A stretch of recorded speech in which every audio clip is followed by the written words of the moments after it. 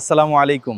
ভিডিওটি ভালো লাগলে লাইক, কমেন্ট এবং শেয়ার করুন। নিয়মিত ইসলামিক লেকচার দেখতে চ্যানেলটি সাবস্ক্রাইব করুন। আল্লাহ আমাদের কোরআন ও সুন্নাহ অনুযায়ী জীবন গড়ার তৌফিক দিন। আমিন। তিনি বলছেন قال عليك بطول الصمت, তোমার উপর অবধারিত করে নাও দীর্ঘ নীরবতা, দীর্ঘ সময় চুপ করে থাকার বিষয়টা তোমার উপর অবধারিত করে নাও। فإنه مطردة للشيطان, কারণ এই কাজের মধ্য দিয়ে শয়তান বিতাড়িত হয়ে যায়। وعون لك على أمر دينك, দীর্ঘ সময় চুপ থাকলে তোমার দিনের প্রতিটা কাজ করার ব্যাপারে আল্লাহ তোমাকে সাহায্য করবেন, বা দীর্ঘ নীরবতার ব্যাপারটা দিনের প্রতিটা কাজ করার ক্ষেত্রে তোমাকে সহযোগিতা করবে। সিজদা করছেন, শুধু সুবহান রাব্বিয়াল আলা এতটুকু বলে উঠে যাবেন না, কমপক্ষে একটা দুটো দোয়া করেন, একটা দুটো দোয়া করেন সিজদায়, কারণ সিজদায় সবচেয়ে বেশি দোয়া কবুল হয়। আল্লাহ রাসূল সাল্লাল্লাহু আলাইহি ওয়াসাল্লাম বলেছেন, বান্দা সিজদায় আল্লাহর যত কাছে থাকে অন্য কোনো ভাবে বান্দা এত কাছে আসতে পারবে না। এবং এখানে তোমরা বেশি বেশি দোয়া করো, নবী সাল্লাল্লাহু আলাইহি ওয়াসাল্লাম বেশি বেশি দোয়া করতে বলেছেন। দোয়ার জন্য হুজুর ডেকে এত খাওয়ানোর দরকার নাই, নিজে দোয়া করা শেখেন, নিজে দোয়া করা শেখেন। নিজের বাবার জন্য, মায়ের জন্য, আপনার আত্মীয় স্বজনের জন্য, আপনার নিজের জন্য, আপনার স্ত্রী সন্তানের জন্য, সমাজের জন্য, উম্মার জন্য, দেশের জন্য আপনি দোয়া করতে শেখেন। আপনার একটা প্রয়োজন, এই প্রয়োজনটাকে আমি বুঝতে পারবো, ওই আবেগটাকে আমার আসবে। আপনার যেটা প্রয়োজন, আপনার আবেগ আপনার আসবে। আপনার সন্তান অসুস্থ, আমি কি বুঝবো সেই ফিলিংসটা কেমন? আপনি বুঝবেন সেই ফিলিংসটা কেমন। কুলতু, আমি বললাম, জিদনি ইয়া রাসূলুল্লাহ, হে আল্লাহর রাসূল সাল্লাল্লাহু আলাইহি ওয়াসাল্লাম, আমাকে আরো বাড়িয়ে দিন, আরো কিছু বলুন, আরো কিছু ওসিয়ত করুন। ক্বালা, তিনি বললেন, ইয়াকা ওয়া কাসরাতাদ দাহিক, সাবধান থাকবে, বেশি বেশি হাসবে না। ফাইন্নাহু ইউমিতুল কলব, কারণ যারা অধিক পরিমাণে হাসাহাসি করে তাদের কলব মরে যায়, তাদের কলবে মৃত্যু ঘটে। ওয়া ইয়াযহাবু বিনূরি ওয়াজহি, এবং চেহারার মধ্যে নূর চলে যায়, চেহারায় কোনো জ্যোতি বা নূর থাকে না। কুলতু জিদনি ইয়া রাসূলুল্লাহ, আল্লাহ রাসূল সাল্লাল্লাহু আলাইহি ওয়াসাল্লাম, আমাকে আরো বাড়িয়ে দিন, আরো কিছু ওসিয়ত করুন। ক্বালা, এবার তিনি বললেন সাল্লাল্লাহু আলাইহি ওয়াসাল্লাম, কুলিল হাক্কা ওয়া ইন কানা মুররান, সর্বদা সত্য কথা বলবে, সত্যের উপর থাকবে, যদিও এটা অন্যের কাছে তিক্ত হয়। সত্য কথা বলবে যদিও এটা তিক্ত শোনায়। কুলতু জিদনি ইয়া রাসূলুল্লাহ, তিনি বলছেন, আমি বললাম, হে আল্লাহর রাসূল, আরো বাড়িয়ে দিন আমাকে।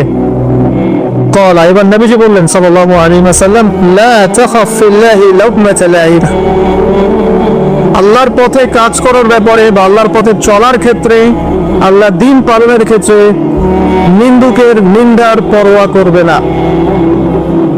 আল্লাহর ব্যাপারে নিন্দুকের নিন্দার সমালোচনার পরোয়া করবে না। কুলতু জিদনি ইয়া রাসূলুল্লাহ, তিনি বললেন, আমি বললাম যে আরো বাড়িয়ে দিন হে আল্লাহর রাসূল আমার জন্য। নবী করিম সাল্লাল্লাহু আলাইহি ওয়াসাল্লাম বললেন, ক্বাল লিয়াহজুসকা আনিন নাস মা তা'লামু মিন নাফসিক, যখন মানুষের ব্যাপারে তোমার নেগেটিভ কোনো মন্তব্য করতে হয় বা কারো ব্যাপারে যদি নিন্দা করতে চাও, এরকম ইচ্ছা জাগে মনের মধ্যে, তাহলে আগে চিন্তা করবে যে এই দোষটা তোমার মধ্যে আছে কিনা। অর্থাৎ নিজের নফসের খেয়ালটা তুমি আগে বেশি নিবে অন্যের নিন্দা করার আগে। রাওয়াহুল বাইহাকি, হাদিসটা এসেছে বাইহাকি শরীফের মধ্যে ফি শুআবুল ঈমান, এবং মুশকাতুল মাসাবিহের মধ্যে এসেছে হাদিসটা 414 এবং 415 পৃষ্ঠায়। অত্যন্ত চমৎকার একটা হাদিস। আজকে আমরা ইনশাআল্লাহ আযজা ওয়া জাল এই হাদিসের উপরে সামান্য কিছু কথা বলে আমাদের আলোচনা শেষ করব ইনশাআল্লাহ তাআলা। আবু যর রাদিয়াল্লাহু আনহু একজন বিশিষ্ট সাহাবী, আপনারা জানেন, যার ব্যাপারে নবী করিম সাল্লাল্লাহু আলাইহি ওয়াসাল্লাম বলেছিলেন, আবু যর, তুমি খুব নরম মানুষ, তাই কখনো দায়িত্ব চেয়ে নিও না, কারণ তোমার উপরে যদি দুইজন মানুষের দায়িত্ব দেয়া হয় তোমাকে যেন ছুরিবিহীন জবাই করে দেয়া হলো। আবু যর রাদিয়াল্লাহু আনহু খুব আধ্যাত্মিক নরম মনের মানুষ ছিলেন।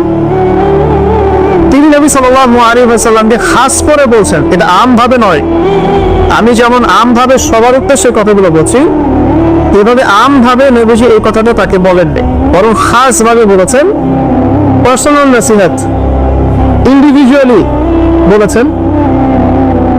তিনি বলছেন, হে আল্লাহর রাসূল, আমাকে কিছু নসিহত করো, কিছু ওসিয়ত করো। ওসিয়ত কি জিনিস? যেমন কেউ চলে যাওয়ার আগে ওসিয়ত করে, বাবা ইন্তেকাল করছে তাদেরকে ওসিয়ত করে, মাকে দেখিস, হ্যাঁ বোনদের খোঁজ খবর রাখিস, সন্তানদের ব্যাপারে খোঁজ খবর রাখি, তার এটা ওসিয়ত করা, মানে যে কথাগুলো আমরা অক্ষরে অক্ষরে পালন করতে চাই, প্রতিশ্রুতি ব্যক্ত করি, এরকম কথা, কনভারসেশন। কিন্তু চিন্তা করেন, নবী করিম সাল্লাল্লাহু আলাইহি ওয়াসাল্লাম যদি আপনাকে আমাকে খাস করে কোনো জায়গায় ডেকে নিয়ে কথাটা বলতেন, কেমন হতো? মনে করেন নবী সাল্লাল্লাহু আলাইহি ওয়াসাল্লাম জীবিত আছেন বা আমরা তার সাক্ষাৎ পেয়েছি, আর আমরা কেউ একজন আমাদের মধ্যে গিয়ে থেকে বললেন, ইয়া রাসূলুল্লাহ, আমাকে কিছু ওসিয়ত করেন, আমাকে খাস করে কিছু ওসিয়ত করেন, তখন এই ওসিয়তগুলো স্পেশাল হবে এবং আপনি আমি কখনোই চাইবো না জীবন চলে গেলেও এগুলোর কোনো একটা আমরা ছেড়ে দেই, তাই না? আবু যর রাদিয়াল্লাহু আনহু এই সুযোগটা নিয়েছেন। নবী সাল্লাল্লাহু আলাইহি ওয়াসাল্লাম বলছেন, প্রথম যে উসিকা বিতাকওয়াল্লাহ, আমি তোমাকে সর্বপ্রথম ওসিয়ত করছি তুমি আল্লাহকে ভয় করবে। তাকওয়া কি জিনিস? নবীজি বলছেন, ফাইন্নাহু আযয়ানু লিআমরিকা কুল্লি, এই তাকওয়াটাই সমস্ত কাজের সৌন্দর্য বর্ধন করবে তোমার জীবনে। তুমি যত কাজ করবে, প্রত্যেকটা কাজ যদি আল্লাহকে ভয় করে করো, প্রত্যেকটা কাজ তোমার জীবনের সৌন্দর্য বর্ধন করবে ইনশাআল্লাহ তাআলা। খুব সংক্ষিপ্ত আকারে বলতে পারি, আল্লাহ রাব্বুল আলামিনের তাওহীদের সাথে কাউকে শরীক না করা, এক কথায় আল্লাহর সাথে শিরক না করার নাম তাকওয়া। ঠিক আছে? আল্লাহ এক, আল্লাহ অদ্বিতীয়, তিনি মহাবিশ্বের স্রষ্টা, আমাদের স্রষ্টা, সৃষ্টিকর্তা, পালনকর্তা, রিজিক দাতা, জীবন মৃত্যুর মালিক, বিধানদাতা। এই প্রত্যেকটা কনসেপ্ট আল্লাহর জন্য খাস করার নাম হচ্ছে তাওহীদ। আর এখানে যদি আমরা কাউকে সমকক্ষ দাঁড় করি তাহলে শিরক হয়ে যাবে। এই শিরকটা তিন ভাবে হয়ে থাকে। মানুষ চিন্তার ক্ষেত্রে শিরক করতে পারে। তো কেউ যদি মনে করে মহাবিশ্বের কোনো স্রষ্টা নাই তাহলে শিরক করবে। কেউ যদি মনে করে স্রষ্টা আরো একজন আছে বা একাধিক আছে তাহলে শিরক করবে। কেউ যদি মনে করে যে আল্লাহ ছাড়া কেউ ইবাদত পাওয়ার যোগ্য, আল্লাহ ছাড়া অন্য কাউকে সেজদা করা যায়, নাউজুবিল্লাহ, আল্লাহ ছাড়া কেউ প্রয়োজন পূরণ করতে পারে, কেউ সন্তান দিতে পারে, কেউ কল্যাণ করতে পারে, কেউ অকল্যাণ করতে পারে ইত্যাদি, আল্লাহ ছাড়া কেউ বিধান দেওয়ার মালিক, এরকম কনসেপ্ট যার মনের মধ্যে আছে, এটা হচ্ছে আকীদাগত শিরক বা চিন্তাগত শিরক। আমি কি বোঝাতে পারছি? 2 নম্বর কাজের শিরক, যেমন কেউ যদি আল্লাহকে সিজদা না করে অন্য কাউকে সিজদা করে, কর্মগত শিরক করেছে। আল্লাহ পাকের হালালকে কেউ যদি হারাম করে নেয়, কর্মগত শিরক করেছে। আল্লাহ পাকের হারামকে কেউ হালাল করে নেয়, কর্মগত শিরক করেছে। আল্লাহর কাছে দোয়া না করে মৃত মানুষের কাছে দোয়া করে শিরক করেছে। এগুলো কাজ করতে গিয়ে শিরক করেছে। ইভেন আল্লাহর নামে কসম না করে অন্য কারো নামে কসম করলেও শিরক হয়ে যায়। অনেক সময় আমরা হাতের মধ্যে রশি পড়ি, পাথর পড়ি, অনেক কিছুই পড়ি, আমাদের বিশ্বাস হয় এগুলো আমাদের উপকার করতে পারবে, অপকার করতে পারবে, তাহলে শিরক হয়ে যাবে। সন্তান আল্লাহ দেন, যদি আমরা মনে করি যে মাজারে গিয়ে দোয়া করলেই সন্তান পাওয়া যাবে, শিরক হয়ে যাবে। আর শিরক এমন একটা পাপ, যে পাপটা আল্লাহ পাক তওবা ছাড়া মাফ করেন না। মৃত্যুর আগে যদি তওবা করে মানুষ, ইনশাআল্লাহ আল্লাহ পাক মাফ করে দিবেন। যদি তওবা না করে মারা যায়, সম্ভাবনা বেশি এই ব্যক্তি জাহান্নামে যাবে, নাউজুবিল্লাহ। কারণ প্রত্যেক 1999 জন মানুষ জাহান্নামে যাবেন যাদের আমলনামায় শিরকের পাপ থাকবে। আল্লাহ পাক সূরা নিসার মধ্যে বলেছেন, ইন্নাল্লাহা লা ইয়াগফিরু আন ইউশরাকা বিহি ওয়া ইয়াগফিরু মা দুনা যালিকা লিমান ইয়াশা। আল্লাহ পাক শিরকের গুনাহ ব্যতীত যে কোনো গুনাহ যাকে ইচ্ছা মাফ করতে পারে। যে কোনো গুনাহ, আপনি জিনা করেছেন, সিজদা করেন, ফিরে আসেন, আল্লাহ মাফ করে দেবেন ইনশাআল্লাহ। আপনি সুদ খেয়েছেন দীর্ঘদিন, সুদ থেকে ফিরে আসেন, দীর্ঘদিন মায়ের সাথে জিনা করেছেন সুদের মধ্য দিয়ে, তওবা করে ফিরে আসেন, আল্লাহ এক্ষুনি মাফ করে দেবেন ইনশাআল্লাহ। আপনি খুন করেছেন মানুষকে, যদি আপনি চিন্তা করেন যে আমার এটা অপরাধ হয়েছে, এবং আপনি তওবা করে খালেস হয়ে ফিরে আসেন, আল্লাহ মাফ করে দেবেন ইনশাআল্লাহ। ব্যভিচার করেছেন, বিবাহিত হওয়ার পরে জেনা করেছেন, এই ব্যক্তির কিন্তু পৃথিবীতে বাঁচার আসলে কোনো অধিকার নাই। তারপরেও যদি সে গোপনে তওবা করে ফিরে আসে রাতের অন্ধকারে, আল্লাহ চাইলে মাফ করে দেবেন ইনশাআল্লাহ। যে কোনো বার আল্লাহ পাক যাকে ইচ্ছা মাফ করতে পারে, শিরিক ছাড়া। শিরিক যদি তওবা না করে মারা যায়, বেশিরভাগ সম্ভাবনা হচ্ছে সে জাহান্নামে যাবে। আরেকটা ডেঞ্জারাস বিষয় হচ্ছে, শিরিক করে মারা গেলে কবরে মান রব্বুক উত্তর দিতে পারবে না। যারা মান রব্বুকে উত্তর দিতে পারবে, নিঃসন্দেহে তারা কখনো শিরিক করে নাই, আল্লাহ পাকের তাওহীদের উপরে ছিল। আমরা শিরকের অনেক কিছু বুঝি ঠিকই, আধুনিক একটা শিরিক বুঝি না। আধুনিক শিরক এটা যেমন আল্লাহ পাক যা নাজিল করেছেন, এখানে যে বিধানগুলো আছে, এগুলোকে যদি কেউ ডিনাই করে বা এগুলোকে পাশ ফিরিয়ে অন্য কোনো বিধানকে বেটার মনে করে, আল্লাহর বিধানে চাইতে বেটার মনে করে বা সমকক্ষ মনে করে, এটাও শিরক। এটাও শিরক। আল্লাহ পাক কিছু হালাল করেছেন, আমরা যদি মনে করি এটা হারাম, তাহলে সে এটাও শিরক। সূরা তাওবার 31 নম্বর আয়াতটা পড়ে দেখবেন ইনশাআল্লাহ তাআলা। যাই হোক, তাকওয়ার প্রথম স্টেজ হচ্ছে আমাদেরকে শিরক করা যাবে না, তাওহীদে থাকতে হবে ইনশাআল্লাহ তাআলা। 2 নম্বর, আল্লাহ পাকের যত আদেশ আছে এগুলোকে মেনে চলার নাম তাকওয়া।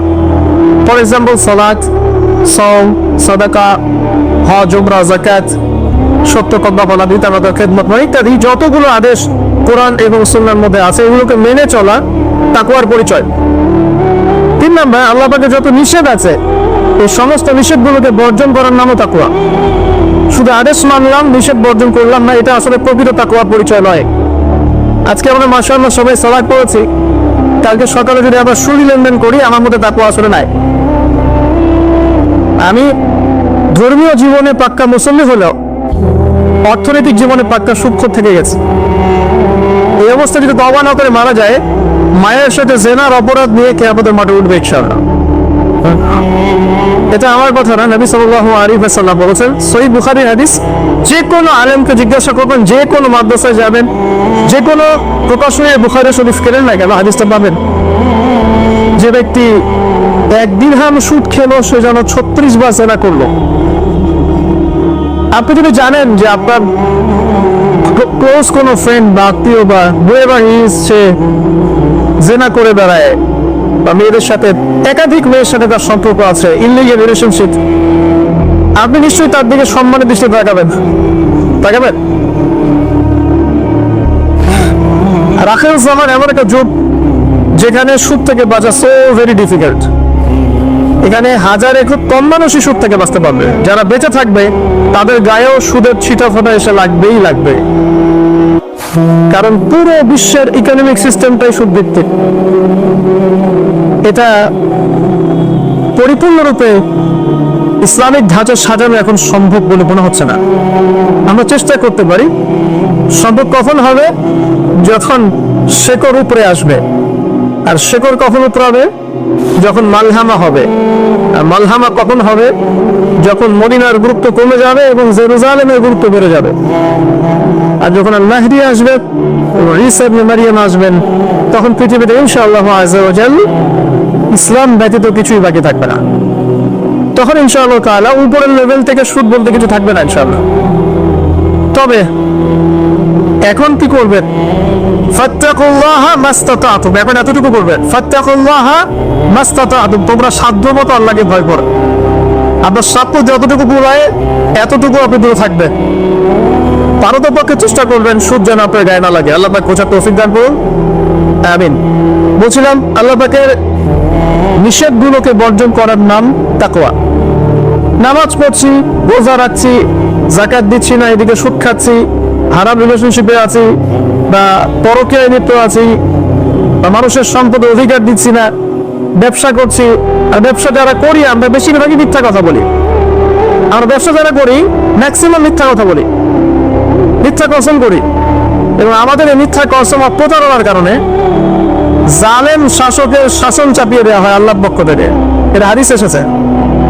যখন ব্যবসায়ীরা প্রতারণা করবে, মিথ্যা কসম করে পণ্য বিক্রি করবে এবং মাপে কম দিবে, সিন্ডিকেট করবে, তখন আল্লাহর পক্ষ থেকে 2টা আযাব আসে। এক, জালেম পরশক্তিকে চাপিয়ে দেওয়া হয় যারা এদের উপর জুলুম করবে। 2, সমাজের মধ্যে দুর্ভিক্ষ নেমে আসে। এগুলো নবী সাল্লাল্লাহু আলাইহি ওয়াসাল্লামের কথা। বদলানোর কোনো সুযোগই নেই। আজও তার কারণ এগুলো ফলে যাবে ইনশাআল্লাহ, কারণ যদি না আমরা আমাদের জায়গা থেকে সরে আসি।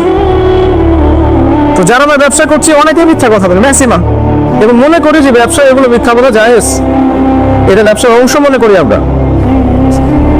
সৎ ব্যবসায়ী কিয়ামতের দিন নবীগণের সাথে থাকবেন। যারা সৎ ব্যবসায়ী তারা কিয়ামতের মাঠে নবীগণের সাথে হাসর করবেন। ছাঁচে খুঁজে পাবেন না এবং খুব কম সৎ ব্যবসায়ী পাবে। যাই হোক, যেটা বলছিলাম ভাই, প্রিয় ভাইয়েরা, যে শুধু আদেশ মানার নাম তাকওয়া নয়, নিষেধটা বর্জন করতে হবে। আমরা নামাজ রোজা হজ জায়গায় সবই করছি মাশাআল্লাহ, ব্যবসায়িক জীবনে মাপে বম দিচ্ছি, ইকোনমিক লাইফে সুখ খাচ্ছি, আর পলিটিক্যাল লাইফ নিয়ে আমি কোনো কথা বলতে যাচ্ছি না। সেখানে কতটুকু আল্লাহ আর কতটুকু রাসূল আছেন আল্লাহ ভালো জানেন, আল্লাহ বিচার করবে। আমি মৌলিক কথা করে বলছি। দেখেন, ফ্যামিলিগত ব্যাপারে আরো দেখবেন বাহ্যিকভাবে ইসলামের লেবাস পোশাক আছে ঠিকই, আর ভিতরে অরিজিনাল ইসলাম নাই। এবং পরিবারে ম্যাক্সিমাম পরিবার থেকে পর্দা নেয়। নামাজি ব্যক্তির অপপ্রহার, আর নামাজি চিন্তা হলে আপনাকে ফজরের জামাতে আসতে হবে। নামাজি চিন্তা হলে আপনাকে ফজরের জামাতে আসতে হবে। এই মসজিদে আজকে ফজরে আসবেন, দেখবেন এই যে মুসল্লি যারা বসে আছেন তাদের 50% নাই কিল্লা দাসটা আল্লাহ। তো আমরা পার্সিয়ান ইসলাম ফলো করছি, কিছু মানছি কিছু মানছি না। আল্লাহ বলছেন এটা না, পরিপূর্ণরূপে ইসলামে প্রবেশ করো, এবং এটার নাম তাকওয়া।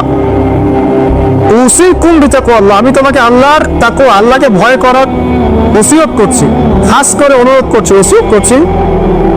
আদেশ মানার নাম যেমন তাকওয়া, নিষেধ বর্জনের নাম তাকওয়া। শুধু আদেশ মানলেই হবে না, নিষেধগুলো বর্জন করার চেষ্টা করতে হবে। আমরা এই জায়গাটাতেই সমস্যায় ভুগছি। আদেশ আমরা অনেকেই পালন করতে পারি, আলহামদুলিল্লাহ, নামাজ পড়তে পারি, রোজা রাখতে পারি, অনেকে যাকাত দেই মাশাআল্লাহ, সাদাকা করি, দান সাদাকা করি, ইসলামের প্রতি ভালোবাসা আছে, আল্লাহ এবং রাসূলকে মহব্বত করি, কিন্তু হারাম রিলেশনশিপ ছাড়তে পারছেন না। দেখবেন অ্যাফেয়ার ছাড়তে পারছেন না, ফ্রি মিক্সিং ছাড়তে পারছেন না, রিবা ছাড়তে পারছেন না, আপনার পরকীয়া ছাড়তে পারছেন না, হয়তো কেউ যে অন্য অপসংস্কৃতি ছাড়তে পারছেন না। খেয়াল করে দেখেন, স্মোকিং ছাড়তে পারছেন না, মাদকদ্রব্য সেবন ছাড়তে পারছেন না, বাট আপনি ইসলামকে ভালোবাসেন, আল্লাহকে ভালোবাসেন, রাসূলকে ভালোবাসেন। এইটাই মূল সমস্যা আমাদের এখানে। আমি ফিল করি আল্লাহ পাক আমাদের সবাইকে আদেশ মানার সাথে সাথে নিষেধ বর্জন করার তৌফিক দান করুন, আমিন। 4, আল্লাহ রাব্বুল আলামিনকে হাজির এবং নাজির জানার নাম তাকওয়া। হাজির নাজির কেমন? যে আমার জীবনের প্রতিটা স্টেপ আল্লাহ পাক দেখছেন এবং শুনছেন।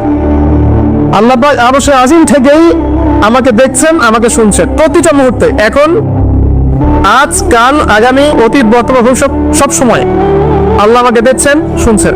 প্রত্যেকটা মুহূর্তে এই কথা যার মাথায় থাকবে তার পাপ করার প্রবণতা কম হবে ইনশাআল্লাহ। পাপ করলেও সে তওবা করে আল্লাহর কাছে ফিরে আসবে ইনশাআল্লাহ। যদি তার দ্বারা কোনো পাপ হয়েও যায়, আপনি দেখবেন তাকওয়াই তাকে আবার ফিরিয়ে নিয়ে আসবে, সে আল্লাহর কাছে ফিরে আসবে ইনশাআল্লাহ। আল্লাহ পাকে হাজির এবং নাজির জানা, এর আরেকটা নাম আছে, সেটা হলো ইহসান। কি নাম? হাদিসে জিবরিল নামে একটা হাদিস আছে, সহিহ মুসলিমের 9 নম্বর হাদিস, আর মিশকাতুল মাসাবিহ 2 নম্বর হাদিস। ইহসান কি? জিবরাইল আলাইহিস সালাম নবী সাল্লাল্লাহু আলাইহি ওয়াসাল্লামকে জিজ্ঞাসা করেছিলেন। তিনি বলছেন, আনতা আবুদুল্লাহা কাআন্নাকা তারাহ ফাইন লাম তাকুন তারাহু ফাইন্নাহু ইয়ারাক। তুমি এমন ভাবে আল্লাহর ইবাদত করবে যেন তুমি আল্লাহকে দেখছো। ওয়াইন লাম তাকুন তারাহু ফাইন্নাহু ইয়ারাক, এবং তুমি যদি আল্লাহকে দেখতে না পাও, তুমি সবসময় মনে রাখবে আল্লাহ পাক তোমাকে দেখছেন। এই কনসেপ্টটার নাম হচ্ছে ইহসান, যেটা আমাদের তাকওয়া দিবে। ইহসান থাকে আমাদের মধ্যে। নামাজ পড়ছি, দেখবেন আমাদের মনোযোগ বেশিরভাগেরই কিন্তু থাকে না, আল্লাহ ভালো জানেন। আমি আপনাদের পার্সোনাল ব্যাপারে ইন্টারফেয়ার করতে চাচ্ছি না, বাট আমার মনে হয় বেশিরভাগ মানুষেরই থাকে না। কারণ বেশিরভাগ মানুষই তো নামাজে যা পড়ছি তার অর্থ জানি না। যখন আপনার সন্তান অসুস্থ হয়েছিল, আপনি হাত উঁচু করে আল্লাহর কাছে কান্নাকাটি করেছেন, তখন আপনার চোখ দিয়ে পানি পড়েছে, কারণ আপনি যা চেয়েছেন ফিল করে বলেছেন আল্লাহর কাছে, আপনার চোখ দিয়ে পানি পড়েছে। কতদিন আপনি নামাজের সেজদায় কাঁদতে পেরেছেন? আমি কাঁদতে পেরেছি, ভাবতে হবে। কাঁদতে না পারার কারণ কি? কারণ হচ্ছে আমি নামাজে যা পড়ি তার কিছুই বুঝি না। আমার কাছে নামাজ একটা ফিজিক্যাল এক্সারসাইজের মতো হয়ে গেছে। সরি ফর মাই ল্যাঙ্গুয়েজ, আমি কোনো কিছুকে অবমাননা করতে যাচ্ছি না, অনেক ব্যাপারটা এরকমই হয়ে গেছে। কারণ বাহ্যিকতা নিয়ে আমরা বেশি ব্যস্ত। হাত কোথায় বাঁধতে হবে, নাভির নিচে না বুকে, তারপরে রফুলেদের করতে হবে কিনা, পাইপা লাগাবো কি লাগাবো না, আমি জোরে না আসছে, বাহ্যিক বিষয় নিয়ে বেশি ব্যস্ত। রুহানিয়াত, যেটা নামাজের ভিতরে রুহ বা আত্মা, ইহসান, মনোযোগ, আল্লাহর সাথে কতটুকু আমি কমিউনিকেট করতে পারলাম, মনের কথা কতটুকু আল্লাহর কাছে ব্যক্ত করতে পারলাম, নামাজে আমি কতটুকু আল্লাহকে ফিল করতে পারলাম, এটা কিন্তু বেশি আলোচনা হয় না। অথচ কোনটা মৌলিক বিষয় বলেন দেখি? নামাজের এই মারেফতটাকে মূল না, আধ্যাত্মিকতাটাই মূল। আর বাহ্যিক বিষয়গুলো তো আল্লাহ পাক দেখছেন, দেখিয়ে দিবেন ইনশাআল্লাহ। তো এই যে প্রাণহীন ইবাদত হচ্ছে, রোজা রাখছি, রোজার মর্ম বুঝতে পারছি না। হজ করে আসলো, হাজী সাহেব টাইটেল হলো ঠিকই, কিন্তু হজের মূল মর্ম ইব্রাহিমী চেতনা সে শিখে আসতে পারলো না। সাই করছে সাফা মারওয়া, সে ফিল করতে পারলো না এটা হাজরা আলাইহিস সালামের সুন্নাহ।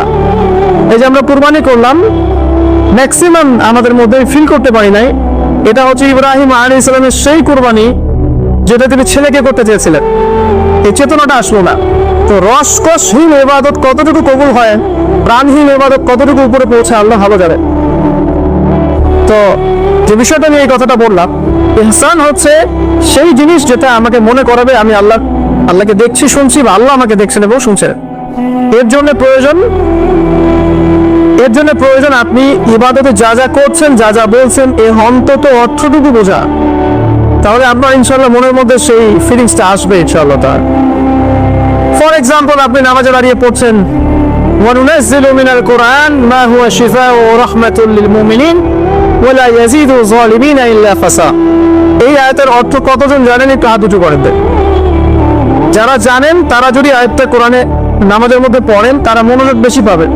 স্বাভাবিক অর্থ হচ্ছে কোরআন আমরা নাজিল করেছি, এই কোরআনের মধ্যেই আছে শিফা বা আরোগ্য এবং মুমিনদের জন্য রহমত। যখন আপনি বুঝতে পারলেন তখন কি নামাজে মনোযোগ বাড়বে না? সুবহান রাব্বিয়াল আ'লা বলছেন, সর্বোচ্চ আমার রব সর্বোচ্চ সুউচ্চ, তখন আপনার মনোযোগ বাড়বে না? আত্তাহিয়াতুতে আপনি কি পড়ছেন, দরুদে কি পড়ছেন, দোয়া মাসুরে বলছেন আল্লাহুম্মা ইন্নী যালামতু নাফসি যুলমান কাসীরা, আল্লাহ আমি আমার নফসের উপর প্রচুর জুলুম করেছি। কখনো কি ফিলিংস হয় যে জুলুমের এখানে স্বীকারোক্তি দিচ্ছি আমি? কারণটা একটাই কারণ, কথা বললে অনেক সময় যাবে, আমার আরো কিছু বলার আছে, যে অর্থটা বুঝতে পারছি না। অর্থ না বুঝলে আপনি রসকসহীন প্রাণহীন ইবাদত করবেন। অর্থ বোঝাটা কি অপরাধ? অর্থ বুঝলে কি আপনি আলেম ওলামা থেকে সরে যাবেন, দূরে সরে যাবেন? আর সবকিছুর অর্থ তো আপনি ব্যাখ্যাটা বুঝতে পারবেন না, তখন আপনি আলেম ওলামার কাছে আসবেন, এসে জিজ্ঞাসা করবেন, ব্যাখ্যা জেনে নেবেন, সেম করছে। তো অর্থ অনুধাবন করলে ইনশাআল্লাহ তাআলা আপনার ইহসান বাড়বে, যেটা আমাকে তাকওয়ার দিকে নিয়ে আসবে। ইহসান মানে আল্লাহকে হাসির নাসির জেনে ইবাদত করা। আরেকটা বিষয়, ইবাদতের মধ্যে ধীর স্থিরতা আনতে হবে, তাড়াহুড়া বন্ধ করতে হবে। তাড়াহুড়া বন্ধ করলে পরে দেখবেন ইবাদতের মধ্যে স্বাদ পাচ্ছে ইনশাআল্লাহ। দুনিয়াবি হ্যাসেল, দুনিয়াবি যে ব্যস্ততা, এগুলো কমিয়ে আনতে হবে, তাহলে দেখবেন ইবাদতের স্বাদ পাচ্ছেন ইনশাআল্লাহ। প্রত্যেকটা ইবাদতের পটভূমি জানতে হবে, যে নামাজ আমি কি জন্য পড়ি, কোথায় গিয়ে ফরজ হয়েছিল, কুরবানি কেন দিব, কুরবানির ইতিহাসটা কি, হজ যে আমি করবো এর ঘটনাগুলোর পিছনের গল্পগুলো কি, এগুলো না জানলে আপনি ইবাদতের স্বাদ পাবেন না। তো এই জিনিসগুলো একটু টাচ দিলাম। আল্লাহ আমাদের সবাইকে ইহসানের সাথে ইবাদত করার তৌফিক দান করুক, আমিন। তো প্রথম ওসিয়ত করছেন নবী সাল্লাল্লাহু আলাইহি ওয়াসাল্লাম আবু যর রাদিয়াল্লাহু আনহুকে, তুমি আল্লাহকে ভয় করবে, এটা তোমাকে সমস্ত আমল সুন্দর করে দিবেন, সৌন্দর্যমণ্ডিত করে দিবেন। তাকওয়া মানে আমরা জানলাম আল্লাহর সাথে শিরক না করা, তাওহীদের উপর থাকা। 2, আল্লাহ পাকের আদেশগুলোকে মেনে চলার চেষ্টা করা। 3 নাম্বার, একই সাথে এট দ্য সেম টাইম আল্লাহ পাকের নিষেধগুলোকে বর্জন করা। 4, আল্লাহ পাককে হাজির এবং নাজির যা, আল্লাহ পাক আমার প্রতিটা কাজ দেখছেন, শুনছেন, এবং এগুলোর জন্য আল্লাহ পাক আমাকে জবাবদিহি করাবেন, কোনো সন্দেহ নাই, জবাবদিহি করাবেন। তো বিদায় হজের ভাষণে নবী সাল্লাল্লাহু আলাইহি ওয়াসাল্লাম বলেছিলেন, এই তাকওয়ার কথাই বলেছেন। তিনি বলেছিলেন সাল্লাল্লাহু আলাইহি ওয়াসাল্লাম যে আজকে থেকে আরবের উপর অন্য রবের কোনো ভেদাভেদ নাই, সাদার উপর কালো, কালোর উপর লালের কোনো ভেদাভেদ নাই। কুল্লুকুম মিন আদম, তোমরা সবাই আদম সন্তান, ওয়া আদামু মিন তুরাব, এবং আদম হচ্ছে মাটির সন্তান। ইল্লা তাকওয়া, শুধু তাকওয়া ব্যতীত, যার মধ্যে আল্লাহ ভীতি যত বেশি, সে আল্লাহর কাছে তত বেশি মর্যাদা সম্পন্ন। সূরা হুজুরাতেও সেম কথা আছে 13 নম্বর আয়াতে আল্লাহ পাক বলেছেন ইয়া আইয়ুহান নাস, হে মানব জাতি, ইন্না আকরামাকুম ইনদাল্লাহি আতকাকুম, হে মানব জাতি, তোমাদের মধ্যে আল্লাহর কাছে সবচেয়ে বেশি মর্যাদা সম্পন্ন সেই ব্যক্তি যে অধিক মুত্তাকি বা অধিক তাকওয়াওয়ালা। এবং এই তাকওয়ার পজিশনটা কোথায় সেটা নবী সাল্লাল্লাহু আলাইহি ওয়াসাল্লাম বলেছেন। এটা আমার টুপিতে নাই, আমার দাড়ি, আমার লেবাস, আমার পোশাক, আমার চলাফেরার এসবের মধ্যে তাকওয়ার প্রকৃত পরিচয় নাই। নবী করিম সাল্লাল্লাহু আলাইহি ওয়াসাল্লাম বলেছেন তাকওয়া হ্যাঁ হুনা, তাকওয়া হচ্ছে এখানে। এই বলে তিনি কলিজার দিকে 3 বার ইশারা করেছেন। অর্থাৎ তাকওয়ার মূল কেন্দ্র কোথায়? আপনার কলবে। আর কলব সংক্রান্ত একটা কথা কিন্তু হাদিসের মধ্যে আসবে একটু আগে। কিছু একটা কাজ করলে কলবটা মরে যাবে, সে কাজটা কি? আপনার হাদিসে ধরতে পারছেন, সামনে আছে চালা। তো কলবের ব্যাপার তাকওয়া, তাহলে কলবের যত্ন নেওয়া লাগবে। আমরা দেহের যেমন যত্ন নেই, পোশাকের যত্ন নেই, পরিপাটি থাকতে পছন্দ করি, বাড়ি ঘর চকচকে রাখতে পছন্দ করি, তাই না? তো তাহলে কলবটাও পরিষ্কার করার চেষ্টা করতে হবে। কি করলে কলবের যত্ন হবে তার কথা এই হাদিসে আছে, একটু সামনে যাচ্ছি ইনশাআল্লাহ। আমি ওই হাদিসের বাইরে কিছু কথা বলছি। কলবের যত্ন, বেশি বেশি মওতের স্মরণ এবং পরকালের ফিকির কলবকে জিন্দা করবে ইনশাআল্লাহ। মনের মধ্যে কোনো প্রকার রিয়া অহংকার রাখা যাবে না, কলব জীবিত হবে ইনশাআল্লাহ। কারো প্রতি হিংসা বিদ্বেষ পোষণ করবেন না, কলব জিন্দা থাকবে ইনশাআল্লাহ। মানব সেবামূলক যে কাজগুলো আছে, ফর এক্সাম্পল এতিমের দেখাশোনা করা, বিধবাদের খোঁজ খবর নেয়া, মিসকিনের পাশে দাঁড়ানো, এই কাজগুলো করলে কলব জিন্দা হয়, কলবের মধ্যে নূর আসে, সাকিনা আসে। কলব পরিষ্কার না করে যতই দাড়ি টুপি পাগড়ি জুব্বা করি না কেন, আদতে কোনো লাভ হবে না। আল্লামা তকি উসমানী হাফিজাহুল্লাহর তাসাউফ এবং তাসকিয়া বইটা করতে পারেন, এখানে ডিটেইলস এই বিষয়ে জানতে পারবেন ইনশাআল্লাহ। সামনে যাই। আবু যর রাদিয়াল্লাহু আনহু বলছেন যে কুনতু, আমি বললাম, জিদনি ইয়া রাসূলুল্লাহ, হে রাসূল আমার জন্য আরো বাড়িয়ে দেন। তাকওয়ার বিষয়টা বুঝতে পেরেছি, আমার জন্য আরো বাড়িয়ে দেন, আরো কিছু ওসিয়ত করো। নবী সাল্লাল্লাহু আলাইহি ওয়াসাল্লাম বলেন আলাইকা বিতিলাওয়াতিল কুরআন। দ্বিতীয় ওসিয়ত কি? আলাইকা কথার অর্থ হচ্ছে তোমার উপরে, মানে ওয়াজিব করে ফেলো, একেবারে তোমার উপরে শক্ত করে নাও। আলাইকা তোমার উপর শক্ত করে নাও, বিতিলাওয়াতিল কুরআন, কোরআনের তেলাওয়াত। তোমার উপরে কোরআনের তেলাওয়াতটাকে অবধারিত করে নাও, শক্ত করে নাও। ওয়া যিকরিল্লাহি আযজা ওয়া জাল্লা, এবং আল্লাহ পাকের জিকিরটাকে অবধারিত করে নাও। ফাইন্নাহু যিকরুন লাকা ফিস সামা, কারণ এই বিষয়টা আসমানে তোমাকে স্মরণের মাধ্যম হবে। ওয়া নূরুন লাকা ফিল আরদি, এবং পৃথিবীতে আল্লাহ পাক তোমাকে নূর দান করবে। দ্বিতীয় ওসিয়তের মধ্যে দুটো জিনিস, একটা হচ্ছে কোরআন তেলাওয়াত, একটা হচ্ছে আল্লাহর জিকির। কোরআন তেলাওয়াত সম্পর্কে খুব সরল কয়েকটা কথা বলছি। কোরআনুল কারীম বিশুদ্ধ করে তেলাওয়াত শিখতে হবে, 1 নম্বর বিষয়। যদি বিশুদ্ধ করে মদ মাখরাজ তাজবিদের সাথে না শেখেন, তাহলে সারা জীবন ভুল করে যাবেন আর কোরআনের অর্থ বিকৃত হয়ে যাবে। আপনার অজান্তেই এমন অর্থ চলে আসবে যা আপনি মোটেও কল্পনা করেননি এবং কামনাও করেন নাই। আপনি বলছেন ফর এক্সাম্পল যে আলহামদুলিল্লাহি রাব্বিল আলামিন, অর্থ সুন্দর, সমস্ত প্রশংসা আল্লাহর জন্য যিনি বিশ্বজাহানের প্রতিপালক। একটা মদের কারণে আপনার পার্থক্য হলো, এক বাক্যে বলে ফেলছি, যেভাবেই হোক, যত সময় লাগুক, যে বয়সেই থাকেন, বিশুদ্ধ করে কোরআন তেলাওয়াত না শিখে মৃত্যুবরণ করবেন না, ওয়াদা করেন। যে বয়সেই হন, যেখানেই করেন, যে প্রফেশনেই থাকেন, যত গরিবই হন, যত বড়লোকই হন, যাই হন, হুএভার ইউ আর, কোরআন তেলাওয়াত বিশুদ্ধ করে না শিখে কবরে যাবেন না, ওয়াদা করেন। আর সারা জীবনে যা করেছেন, যত কিছু শিখেছেন, আপনার সায়েন্স, আপনার আর্টস, আপনার commerce, medical science, engineering, BCS cadre, যা কিছু করেছেন, সব কিছু বৃথা হয়ে যাবে যদি পরকালে আপনি পুল সিরাপ পারতে না পারেন। আর আল কোরআনুল হুজ্জাতুন লাকা আলাইহি, কোরআন হয় তোমার পক্ষে দলিল হবে, না হলে বিপক্ষে। যারা কোরআন বিশুদ্ধ করে তিলাওয়াতও করতে শিখছে না, কোরআন কি তার পক্ষে দলিল হবে বলে মনে হয়?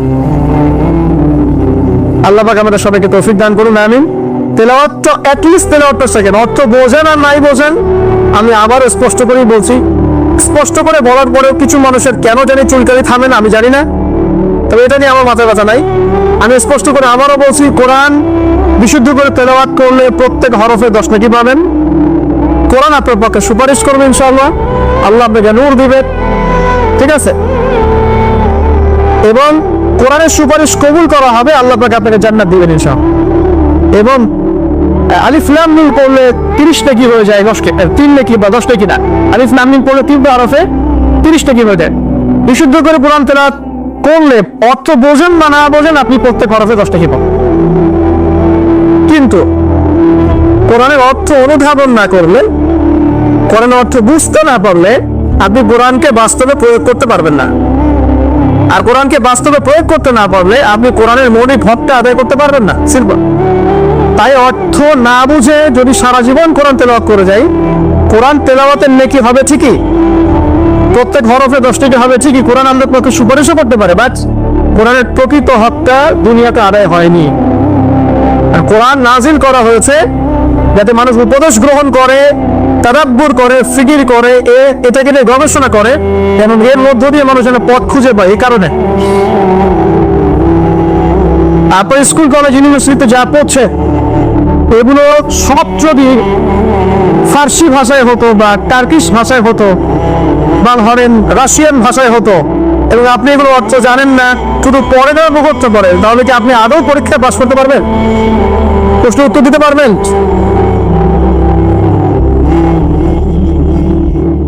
অর্থ জানার জন্য কি করতে হবে? অর্থ জানার জন্য আরবি ব্যাকরণের মৌলিক বইগুলো শিখতে হবে। আরবি ব্যাকরণের মৌলিক বইগুলো আপনাকে পড়তে হবে, মাদ্রাসায় যেতে হবে, মাদ্রাসার যে আলেম ওলামারা আছেন তাদের কাছে পড়ে থাকতে হবে, আরবি ভাষা শিখতে হবে। এগুলো যদি খুব ডিফিকাল্ট মনে হয়, সেক্ষেত্রে আপনি কমপক্ষে একটা বিশুদ্ধ তাফসীর কিনবেন, কিনে আপনি কোরআন নিয়মিত অর্থ সহ করবেন। তবে এতটুকু পড়াশোনা করে কখনো নিজেকে মুফতি ভাববেন না, ফতোয়াবাজি শুরু করবেন। এটা গুরুত্বপূর্ণ নসিহত, কারণ অনেকে আবার অর্থ পড়ে ফতোয়া দেওয়া শুরু করে। একজন কোরআন পড়ে আমাকে বলেছিল যে কোরআনে তো 5 ওয়াক্ত নামাজই পেলাম না, 2 ওয়াক্ত নামাজ পাচ্ছি। ফজর, যোহর, আসর, মাগরিব, এশা সিরিয়ালে তো কোথাও দেওয়াই নাই, কেন নামাজ পড়ি? একজন কোরআন পড়েই বলছে, অর্থ পড়েই বলছে যে কোরআনে তো হাদিস মানার কোনো দলিল পেলাম না, কোরআনে কোথাও বলা হয়নি যে হাদিস মানো, এরকম বলছে। আমি যে প্রথমে একটা আয়াত তেলাওয়াত করলাম, ওয়া আতাকুম রাসূল ফাখুযু, রাসূল সাল্লাল্লাহু আলাইহি ওয়াসাল্লাম যা দিয়েছেন তা গ্রহণ করো, সূরা হাশরের 7 নম্বর আয়াত। ওয়া নাহাকুম আনহু ফান্তাকু, এবং রাসূল যা থেকে নিষেধ করেছেন তা থেকে। তো এই রাসূলের আদেশ নিষেধ মানার জন্য হাদিস লাগবে না? তাহলে কোরআন পড়ে হাদিসের দলিল না পাওয়ার কারণ কি? কারণ সে খালি কাট পেস্ট প্রোটেস্ট্যান্ট ভার্সনে কোরআন করেছে, অর্থটা তাফসীরটা সে কেটে দেখাবে। অর্থ পড়ে উৎসাহিত করছি, তবে ফতোয়াবাজি করতে যাবেন না। আপনি যেটা বুঝবেন না, আলেম ওলামার কাছে গিয়ে অবশ্যই জিজ্ঞাসা করে অর্থ ব্যাখ্যা জেনে নেবেন। ফাসালু আহলা যিকরি ইন কুনতুম লা তা'লামুন, তোমরা জ্ঞানী থেকে জিজ্ঞাসা করবে যদি সে বিষয়ে তোমাদের জ্ঞান না থাকে। তো আবু যর রাদিয়াল্লাহু আনহু কে নবী সাল্লাল্লাহু আলাইহি ওয়াসাল্লাম বলেছেন, তিলাওয়াত, কোরআন তেলাওয়াতটাকে ওয়াজিব করে নাও নিজের উপরে। তো আমরা কি কমপক্ষে প্রতিদিন একটা করে সূরা পড়তে পারি না ভাই? কমপক্ষে একটা পৃষ্ঠা পড়তে পারি না? যারা আরেকটু বেশি পড়ি 5 পৃষ্ঠা, আরেকটু বেশি পড়ি 10 পৃষ্ঠা। হাফেজি কোরআনে 600 পৃষ্ঠা আছে। এই 600 পৃষ্ঠাকে আপনি 30 পারায় ভাগ করেন, প্রত্যেক পারায় 20 পৃষ্ঠা, এক পারায় 20 পৃষ্ঠা। তো আমি সকালবেলা ঘুম থেকে উঠে কি অর্ধেক পারা করে পড়তে পারি 10 পৃষ্ঠা?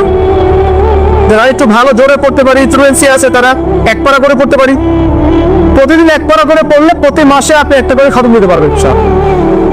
আচ্ছা, না পারে প্রতিদিন 10 পৃষ্ঠা করে যদি পড়েন, তাহলে 2 মাসে একটা খতম হবে, পারা যাবে? তাও না পারে প্রতিদিন 5 পৃষ্ঠা করে পড়েন, 4 মাসে একটা খতম হবে, বছরে 3টা খতম। কম নাকি? অনেক। এতটুকু যদি করেন আলহামদুলিল্লাহ। কোরআন গবেষণা আসার আগে আপনাকে আগে তিলাওয়াত বিশুদ্ধ করে করা শিখতে হবে এবং নিয়মিত তেলাওয়াত করতে হবে, তারপরে গবেষণার বুঝ আল্লাহ পাকের পক্ষ থেকে আসবে ইনশাআল্লাহ। এত সহজে আসবে না। আল্লাহ আমাদেরকে নিয়মিত কোরআন তেলাওয়াত করার তৌফিক দান করুন, আমিন। অনেক কোর্স এখন বের হয়েছে যেগুলোর মধ্য দিয়ে খুব সহজেই কোরআনের অর্থ শিখতে পারেন। আপনি আরবি ব্যাকরণ শিখতে পারেন, আরবি ভাষা শিখতে পারেন, হ্যাঁ, কোরআনিক গ্রামার শিখতে পারেন, বা বিশুদ্ধ করে মদ মাখরাজের সাথে কোরআন শিখতে পারেন। অনলাইনেও আছে, অফলাইনেও আছে। কিভাবে শিখবেন আমি জানি না, কার কাছে যাবেন আমি জানি না, এতটুকু জানি আমি আপনাকে ওসিয়ত করতে চাই যে মৃত্যুর আগে কমপক্ষে একটা বার কোরআনটা অর্থ সহ পড়েন, আর অবশ্যই বিশুদ্ধ করে কোরআন তেলাওয়াত করতে শেখেন। আপনি যে বয়সেরই হন, যে পেশারই হন, আর যেখানকার মানুষই হন না কেন, আল্লাহ পাক তৌফিক দান করুন। আরেকটা বলা হয়েছে ওয়া যিকরুল্লাহি আযজা ওয়া জাল, এবং আল্লাহ পাকের জিকির, এই দুটো করলে আসমানে তোমাকে স্মরণ করা হবে এবং জমিন আল্লাহ পাক তোমাকে নূর দিবে। আল্লাহর জিকির কি? আল্লাহকে স্মরণ করা। সবচেয়ে সেরা জিকির নামাজ। সবচেয়ে সেরা জিকির কি? নামাজ। তারপরে সেরা জিকির কোরআন তেলাওয়াত। কোরআনকে আল্লাহ পাক জিকির বলেছেন, ইন্না নাহনু নাযালনা যিকরা ওয়া ইন্না লাহু লাহাফিজুন। আমি কোরআনকে বা এই জিকিরকে নাযিল করেছি, আমি একে হেফাজত করব ইনশাআল্লাহ। এছাড়া জিকির বলতে আমরা আসলে যা বুঝি এগুলো খুব শর্ট করে বললে প্রত্যেকদিন কিছু মাসনুন দোয়া কালাম আছে যেগুলো পড়লে আপনার জিকিরের হকটা আদায় হয়ে যাবে। খুব সহজ। 100 বার সুবহানাল্লাহ পড়লে 1000 নেকি হবে। পারা যাবে না? এটা আপনি ড্রাইভ করতে করতে পড়তে পারেন, হাঁটতে চলতে পড়তে পারেন, মা বোনরা রান্না বান্না করতে করতে করতে পারেন। এটা ছাড়া আলাদা করে ওযু করে বসতে হবে জরুরি না, ওযু সত্ত্বেও না। আপনি চলতে ফিরতে কাজটা করতে পারেন, ইস্তেঞ্জা করা বাদ দিয়ে ওখানে বসে বসে আবার এটা করে, ঠিক আছে? ওকে।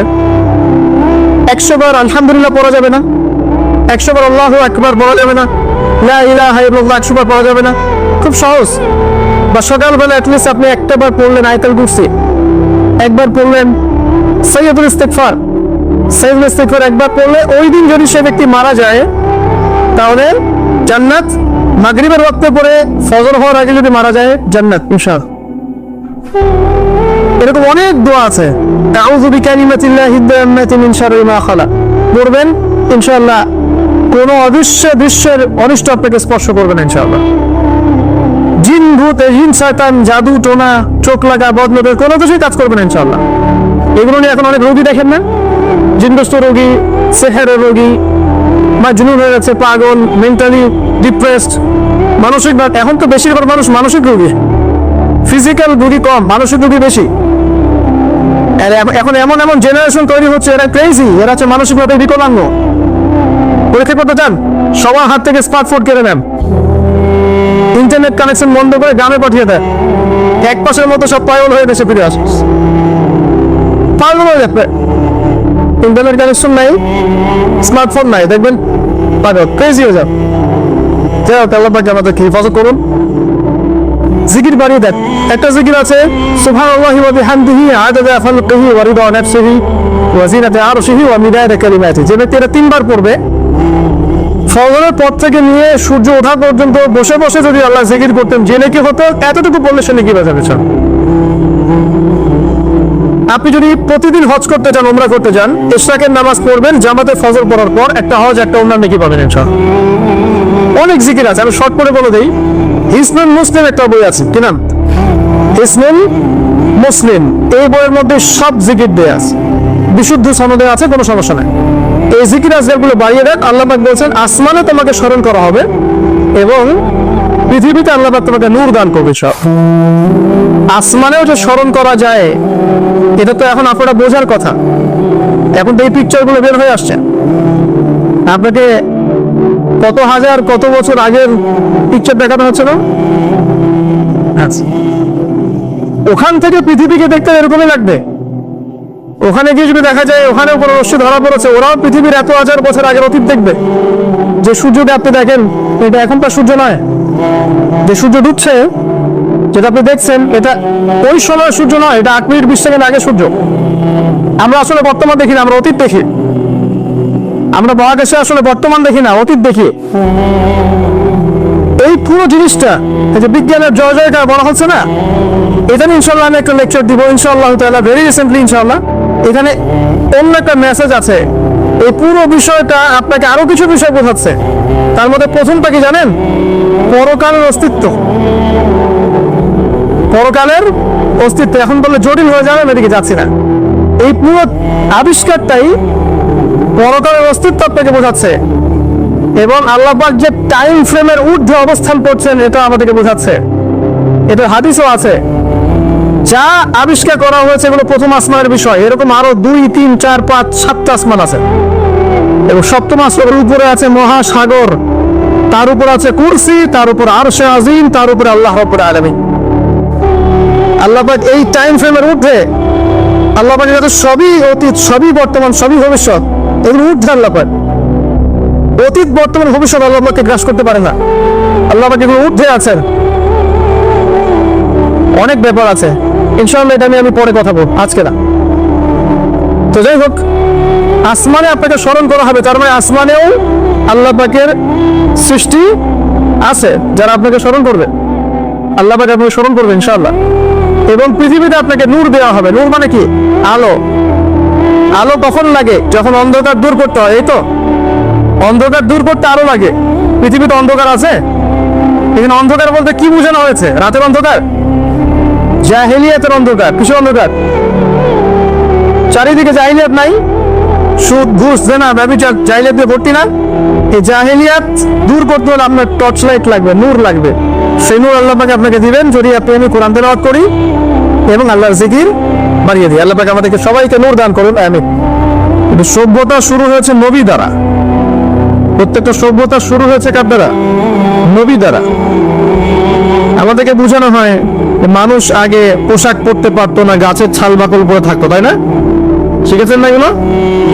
আর আল্লাহ পাক কোরআনে বলছেন যে আমি আসমান থেকে আদম এবং হাওয়া আলাইহিমুস সালাম তাদের জন্য পোশাক পাঠিয়েছিলাম। আমরা শিখেছি ছোটবেলায় মানুষ পশু শিকার করে খেত, বন্য প্রাণীর মতো ছিল, গুহায় ছবি এঁকে রাখতো, তাই না? আল্লাহ বলছেন আল্লাহ রাব্বুল আলামিন আসমান থেকে হেদায়েত পাঠিয়েছেন, আসমানে কিতাব পাঠিয়েছেন ফ্রম দ্য ভেরি বিগিনিং, একদম শুরু থেকেই। জিবরাইল আলাইহিস সালাম প্রথমে এসেছিলেন, এমনকি চাষাবাদ কিভাবে করতে হবে সেটাও আদম আলাইহিস সালামকে শিখিয়ে দেওয়া হয়েছে। আর আমাদেরকে শেখানো হয় যে বাদর থেকে মানুষ হয়েছে, নাউযুবিল্লাহ। তো কি শিখছেন? এই শিক্ষা যদি মাথার মধ্যে ইনস্টল হয়ে যায়, তার কাছে তো ইসলাম এবং চলমান বিষয়গুলো কন্ট্রাডিক্টরি মনে হবে। তো ইসলাম শুরু থেকে ছিল, আর সভ্যতা শুরু হয়েছে নবী দ্বারা। আদম আলাইহিস সালামকে দিয়ে পৃথিবীর সভ্যতা শুরু হয়েছে। প্রত্যেক যুগে যুগে নবীরাই সভ্যতার ধারক এবং বাহক ছিলেন। তো যে কথাটা বলতে গিয়ে এখানে আসলাম, যে প্রথম যে বিষয়টা তিনি বলেছেন ইসলামের ডেফিনেশন, এখানে প্রথমে বলেছেন তাওহীদ অর্থাৎ শাহাদা। এখানে দুইটা অংশ আছে, একটা হচ্ছে তাওহীদ, একটা হচ্ছে সুন্নাহ। যখন আপনি লা ইলাহা ইল্লাল্লাহ সাক্ষ্য দিচ্ছেন, আপনি তাওহীদের সাক্ষ্য দিচ্ছেন। আর এটা দ্বীনের প্রথম খণ্ড, প্রথম অংশ, প্রথম পিলার। এই দিনটাই আল্লাহর কাছে গ্রহণযোগ্য। অন্য কোন রিলিজন, জীবন ব্যবস্থা আল্লাহর কাছে গ্রহণযোগ্য নয়। সূরা আলী ইমরানের আয়াতগুলো পড়েন, 85 নম্বর আয়াত, 87 নম্বর আয়াত, 19 নম্বর আয়াত, এগুলো পড়লে আপনি বুঝতে পারবেন। আল্লাহ বলছেন আউযু বিল্লাহি মিনাশ শাইতানির রাজিম, ইন্নাদ দীনা ইনদাল্লাহিল ইসলাম। আমার কাছে একমাত্র জীবন ব্যবস্থা যেটা গ্রহণীয় তার নাম হচ্ছে ইসলাম। আর কোনো প্রয়োজন আছে? আল্লাহর কথার বাইরে কারো কথা দরকার আছে? আল্লাহ নিজে বলছেন, আল্লাহ পাক নিজে বলছেন শাহিদাল্লাহু আন্নাহু লা ইলাহা ইল্লাল্লাহ। আল্লাহ বলছেন আমি আল্লাহ সাক্ষ্য দিচ্ছি আমি ছাড়া কোনো ইলাহ নাই। কথাটা বুঝতে পারলেন? আল্লাহ বলছেন যে আমি সাক্ষ্য দিচ্ছি যে আল্লাহ ছাড়া কোনো ইলাহ নেই। ওয়াল মালায়েকা, মালায়েকা সাক্ষ্য দিচ্ছেন, ওয়া উলুল ইলমি কায়িমান বিল কিসত, এবং যারা জ্ঞানী সম্প্রদায় সত্যসেবী তারাও সাক্ষ্য দিচ্ছে। তো আল্লাহ সাক্ষ্য দিচ্ছেন আল্লাহ ছাড়া কোনো ইলাহ নেই, এবং তারপরের আয়াতে আল্লাহ পাক বলছেন ইন্না দীনা ইনদাল্লাহিল ইসলাম। যে আল্লাহ সাক্ষ্য দিচ্ছেন তিনি ছাড়া কোনো ইলাহ নেই, সেই আল্লাহ বলছেন আমার কাছে একমাত্র গ্রহণযোগ্য ধর্মের নাম ইসলাম। আর কিছু দরকার আছে? একই সূরায় আবার আল্লাহ বলছেন ওয়া মান ইয়াবতাগি গায়রাল ইসলামি দীনান ফালান ইউকবালা মিন। যে ব্যক্তি ইসলাম ছাড়া অন্য কোন জীবন ব্যবস্থা তালাশ করবে তার কাছ থেকে কোশ্চিন কালেও কিছু কবুল করা হবে না। এই সূরায় আল্লাহ বলছেন আফা গায়রা দীনিল্লাহি ইয়াবগুন, তারা কি ইসলাম ছাড়া অন্য দিন তালাশ করছে? ওয়ালাহু আসলামা মান ফিস সামাওয়াতি ওয়া মান ফিল আরদি তাওআন আও কারহা। অথচ আসমান সমূহে এবং জমিনের প্রতিটা সৃষ্টি ইচ্ছায় হোক অনিচ্ছায় হোক আল্লাহর সামনে আত্মসমর্পণ করেছে। আর কোনো প্রমাণ দরকার আছে? এই দিনটা কি আংশিক না পরিপূর্ণ? সূরা মাইদায় চলে যান, আল্লাহ পাক বলেছেন আল-ইয়াউমা আকমালতু লাকুম দীনাকুম। বিদায় হজের দিন এই আয়াত নাযিল হয়েছে, যেদিন নবীজি বলেছেন তারাক্তু ফীকুম আমরাইন, ছেড়ে যাচ্ছি দুটো বস্তু, কোরআন এবং সুন্নাহ। ওই দিন এই আয়াত নাযিল হয়েছে যে আল-ইয়াউমা আকমালতু লাকুম দীনাকুম, আজকে আমি তোমাদের জন্য এই দিন ইসলামকে কামিল করলাম, পরিপূর্ণ করলাম। ইসলামে ঢুকানোর কিছু অবকাশ নাই, বের করার কোনো সুযোগ নাই, পরিপূর্ণ। ওই যে একটা আয়াত পড়লাম শুরুতে, ওয়ানাজ্জালনা আলাইকাল কিতাব তিবিয়ানান লিকুল্লি শাই, সূরা নাহল 89 নম্বর আয়াত। আল্লাহ বলছেন আমি আপনার প্রতি এমন একটা কিতাব নাযিল করেছি, অর্থাৎ কোরআন, তিবিয়ানান লিকুল্লি শাই, যেটা প্রত্যেকটা বিষয়ের ব্যাখ্যা। এমন কিছু নাই যেটা কোরআনে আল্লাহ পাক ব্যাখ্যা করেননি, এমন কিছু নাই। হুদান, এবং এটা হেদায়েত, ও রাহমা এবং দয়া, ও বুশরা লিল মুসলিমিন, মুসলিমদের জন্য এটা সুসংবাদ। এরকম আয়াত আরো অনেক জায়গায় আছে, স্পেশালি সূরা কাহফের 54 নম্বর আয়াতেও আছে, আর অনেক সূরা বনী ইসরাঈলের মধ্যেও আছে। সবগুলো বললে আমাদের টাইম চলে যাবে, অল্প করে বলছি।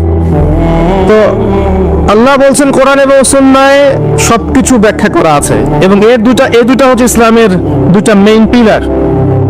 এই দুটার উপরে দিন ইসলাম পরিপূর্ণ, ঢুকানোর কোনো সুযোগ নাই, বের করার সুযোগ নাই। ইসলামকে শুধু ইবাদত করতে শিখায় না আপনার পরিবারের চর্চাও শিখায়? ইসলামে কি শুধু পারিবারিক হেদায়েতই আছে না সামাজিক হেদায়েতও আছে? শুধু কি সামাজিক আছে নাকি রাষ্ট্র এবং অর্থনৈতিকও আছে, নাকি সবই আছে? উত্তর কোনটা? সব আছে, এটা মেনে নেন। এখন আমল করতে গিয়ে যদি আপনি না পারেন সেটা আলাদা বিষয়। আমল করতে গিয়ে হয়তো আপনি পারছেন না, আপনি ইবাদত করতে পারছেন, হয়তো পারিবারিক বিষয়টা পারছেন না, পারিবারিকটা পারছেন, সামাজিকটা পারছেন না, সামাজিকটা পারছেন, পলিটিক্যালটা পারছেন না।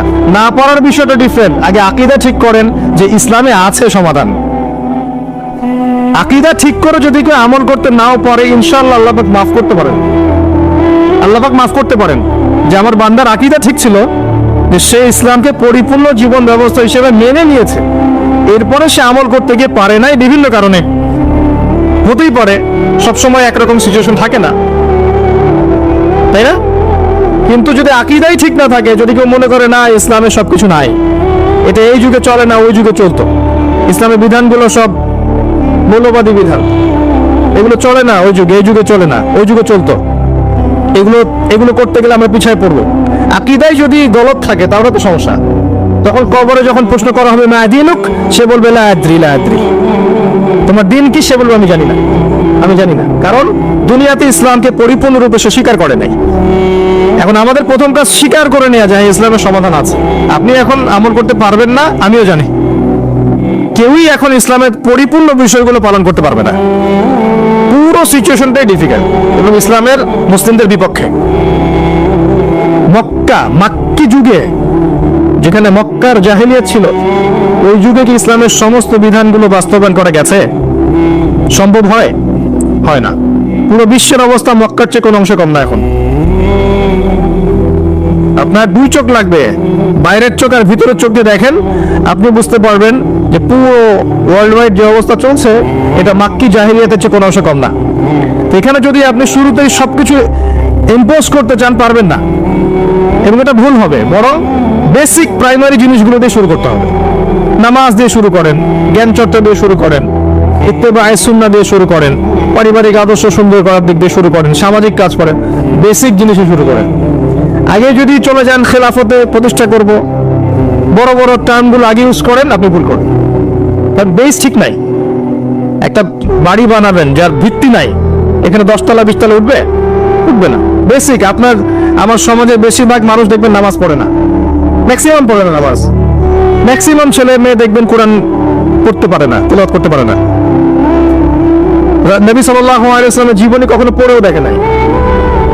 তো বেসিক যখন ঠিক নাই, তখন কি এই জেনারেশন কি দিয়ে আপনি ইসলামের বড় বিজয় কামনা করছেন? হবে না। শুরু থেকে কাজ করতে হয়। যাই হোক, ইসলামের বাইরে কিছু নাই আল্লাহর কাছে। যদি কেউ তালাশ করে তাহলে সে ভুল করবে। এখন এই ইসলামের পিলার নবীজি বলেছেন 5টা। কয়টা? প্রথমে তাওহীদ, এক আল্লাহকেই সৃষ্টিকর্তা, পালনকর্তা, রিজিক দাতা, সন্তান দাতা, ভালো মন্দের মালিক, বিধান দাতা, এভরি সিঙ্গেল সেক্টরে আল্লাহকে ইলাহ বলে মানা, এর নাম হচ্ছে তাওহীদ। এর বাইরে কেউ যদি মনে করে আল্লাহ ছাড়া অন্য কোন ইলাহ আছে, নাউজুবিল্লাহ, বা আল্লাহ আছেন অন্য ইলাহ আছে, আল্লাহ ছাড়া কারো জন্য সেজদা করে, অন্য কারো কাছে দোয়া করে, অন্য কারো জন্য নজর মানত করে, আল্লাহ ছাড়া অন্য কারো নামে কসম করে, অন্য কারো নামে কুরবানি করে, ইত্যাদি ইত্যাদি, আল্লাহকে বাদ দিয়ে গায়রুল্লাহর ইবাদত করে, তাহলে শিরক হয়ে যাবে। কি হয়ে যাবে? আর শিরকের পাপ থাকা অবস্থায় বিনা তাওবায় যদি কেউ মারা যায়, 99% সম্ভাবনা হচ্ছে এই ব্যক্তি জাহান্নামে যাবে, কোনো সুযোগ নাই। সূরা নিসা আল্লাহ পাক বলেছেন, ইন্নাল্লাহা লা ইয়াগফিরু আন ইউশরাকা বিহি ওয়া ইয়াগফিরু মা দুনা যালিকা লিমান ইয়াশা। আল্লাহ পাক তার সাথে শিরকের গুনাহ মাফ করেন না, এছাড়া যে কোনো গুনাহ যাকে ইচ্ছা মাফ করতে পারেন। শিরক থাকলে সে মান রব্বুক উত্তর দিতে পারবে না। আরেকটা মুহাম্মদুর রাসূলুল্লাহ, অর্থাৎ আপনাকে আমল করতে গিয়ে, ইবাদত করতে গিয়ে একজন ব্যক্তিকে রোল মডেল মানতে হবে। তিনি হচ্ছেন কে? মুহাম্মদুর রাসূলুল্লাহ সাল্লাল্লাহু আলাইহি ওয়াসাল্লাম। জীবনের প্রতিটা কাজ তার মতো করে করার চেষ্টা করতে হবে, আপনার বাথরুম থেকে নিয়ে করে সবকিছু, ঘুমানো থেকে শুরু করে, ঘুম থেকে ওঠা, বাথরুমে যাওয়া, খাওয়া দাওয়া, আপনার পোশাক পরিচ্ছদ, আপনার কথাবার্তা, চলাফেরা, পরিবার, ব্যবসা, এভরি সিঙ্গেল সেক্টর আপনাকে নবী সাল্লাল্লাহু আলাইহি ওয়াসাল্লামের সুন্নত মতো করার চেষ্টা করতে হবে, চেষ্টা করতে হবে।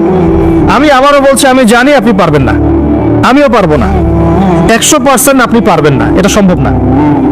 100% কেউ দাবি করতে পারবে যে আমি সুন্নতের উপর আছি? পারবে না। কিন্তু চেষ্টা, আল্লাহ পাক কি দেখবেন?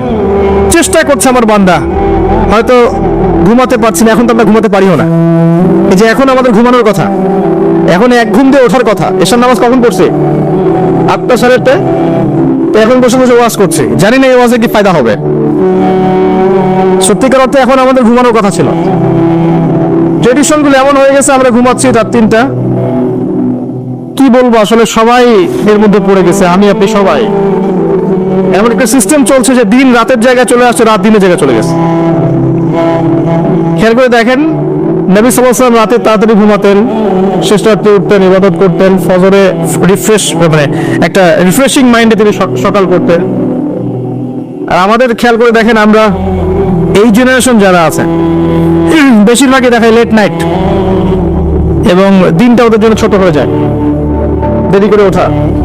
তো সকালের বারাকাটা আমরা বঞ্চিত হচ্ছে। আল্লাহ পাক আমাকে এবং আপনাদের সবাইকে যেন তৌফিক দান করেন, যাতে আমরা সকালের বরকতটা পেয়ে যাই, আল্লাহুম্মা। এবং এই অভ্যাসটা কঠিনভাবে আঁকড়ে ধরতে হবে। আল্লাহ পাক তৌফিক এনায়েত করুন আমাকে, আপনাকে, সবাইকে, আল্লাহুম্মা। তো সুন্নতের কথা বলছিলাম যে প্রতিটা কাজে সুন্নত চেষ্টা করতে হবে। হয়তো আমরা পারবো না, কিন্তু আল্লাহ পাক আমাদের চেষ্টা দেখবেন, এতটুকুই। 2 নাম্বার, আল্লাহ নবী সাল্লাল্লাহু আলাইহি ওয়াসাল্লাম বলেছেন, ওয়া আন তুকিমাস সালাত। ইসলামের সেকেন্ড পিলার কি? সালাত। 5 ওয়াক্ত সালাত আদায় করার চেষ্টা করতে হবে না, নিজের উপর আবশ্যক করে নিতে হবে। আপনি যাই করেন, আমার কথা শোনেন, আপনি যাই করেন, যত পাপই করেন না কেন, নামাজটা ছাড়েন না। নামাজটাই আপনাকে ইনশাআল্লাহ পাপ থেকে দূরে রাখবেই ইনশাআল্লাহ। যে ব্যক্তি নামাজ পড়ে তার মধ্যে একটা, মনের মধ্যে একটা ভয় কাজ করে যে আমি নামাজ পড়লাম, কিভাবে ঘুষ নিব? নামাজটা পড়লাম, কেন সুদ খাবো? নামাজ পড়লাম, কেন মানুষকে ঠকাবো? তার মনের ভিতর কিন্তু একটা সারা, একটা নকিং হবেই। সালাত আপনাকে সমস্ত অশ্লীল এবং গর্হিত কাজ থেকে বিরত রাখবে ইনশাআল্লাহ।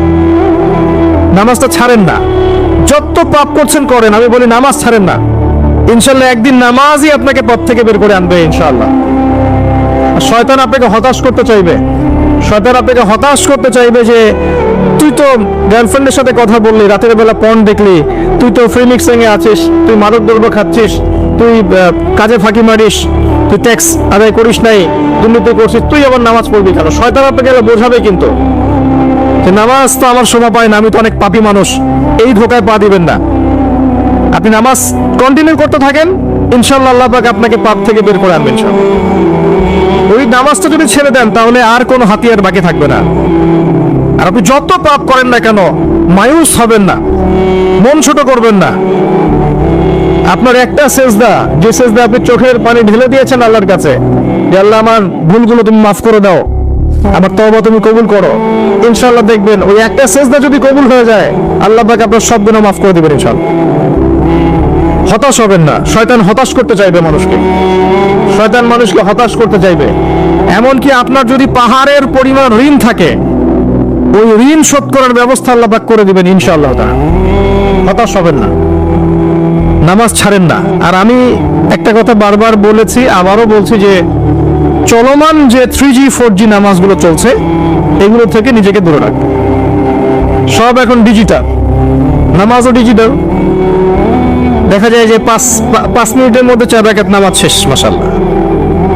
ইমাম সাহেব যদি 10 মিনিট পড়ায় দেয়, তাহলে তো তার 4টি নট। বোঝেন না এত তারা, আমার সময় নাই, আমরা ব্যস্ত মানুষ, এত সময় লাগে নামাজ পড়তে? ইমাম সাহেবকে বলছে,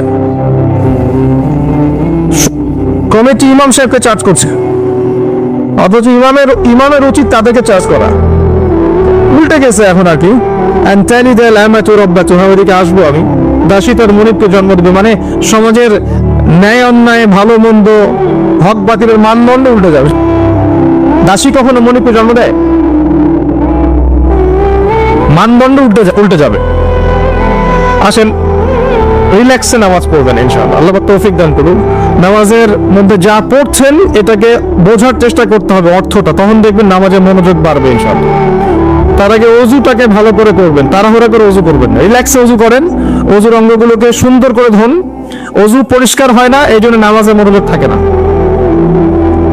আর একটা বদ অভ্যাস আমারও আছে, আপনাদের সবারও আছে আমি জানি। অজুতে আমরা যে পরিমাণ পানি খরচ করি, এই পরিমাণ পানি দিয়ে নবী সাল্লাল্লাহু আলাইহি ওয়াসাল্লাম গোসল করতেন। হ্যাঁ, আর আপনার মাথায় যত চুল আছে, তার চেয়ে বেশি চুল ছিল নবী সাল্লাল্লাহু আলাইহি ওয়াসাল্লামের মাথায়। আপনার 2-3 জনের মাথায় যত চুল আছে, তার চেয়ে বেশি চুল ছিল নবী সাল্লাল্লাহু আলাইহি ওয়াসাল্লামের মাথায়। তারপরেও তিনি অল্প পানি দিয়ে গোসল করে ফেলতেন। আর আমাদের দেখবেন জারিমানের জোর যত বেশি, তার ট্যাপের স্পিড তত বেশি। দেখবেন জোরে ট্যাপ ছেড়ে দিয়ে উজু করতেছে। একজন মানুষের গোসলের পানি দিয়ে একাই উজু করে ফেলে। পানির লেয়ার দিন দিন নেমে যাবে আমাদের এই পাপের কারণে।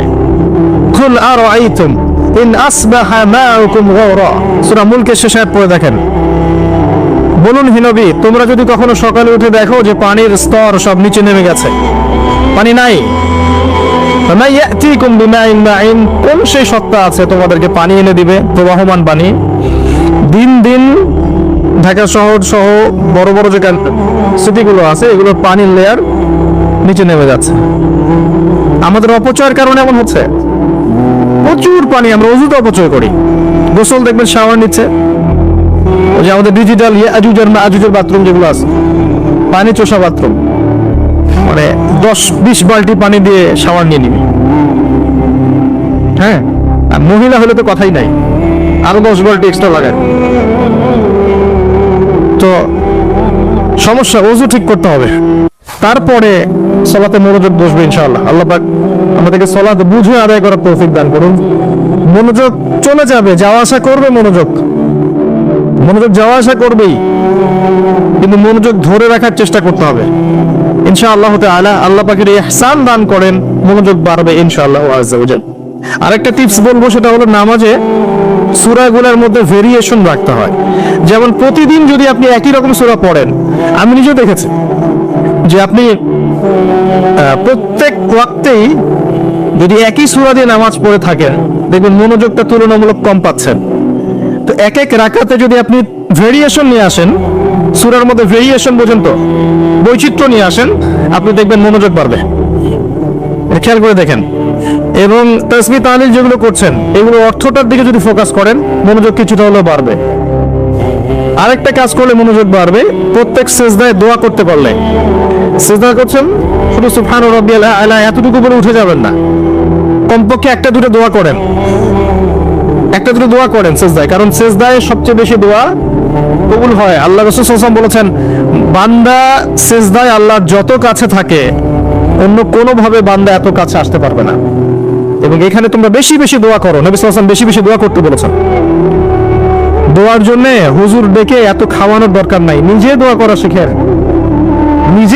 শেখেন, নিজের বাবার জন্য, মায়ের জন্য, আপনার আত্মীয় স্বজনের জন্য, আপনার নিজের জন্য, আপনার স্ত্রী সন্তানের জন্য, সমাজের জন্য, উম্মার জন্য, দেশের জন্য আপনি দোয়া করতে শেখেন। আপনার একটা প্রয়োজন, এই প্রয়োজনটাকে আমি বুঝতে পারবো, ওই আবেগটা কি আমার আসবে? আপনার যেটা প্রয়োজন, আপনার আবেগ আপনার আসবে।